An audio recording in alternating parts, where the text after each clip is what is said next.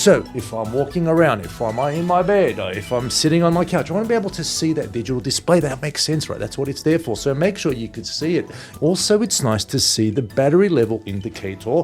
If it's going low, you can change the batteries. People put it low, there's a high chance of it being kicked, bumped, or a pet or child playing and bumping the detector, folks. It's not a good idea, right, folks? It's pretty logical.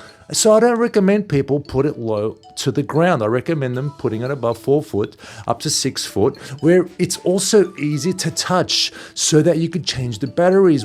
Please don't put it behind drapes or any furniture where you cannot see it or you may not be able to hear it.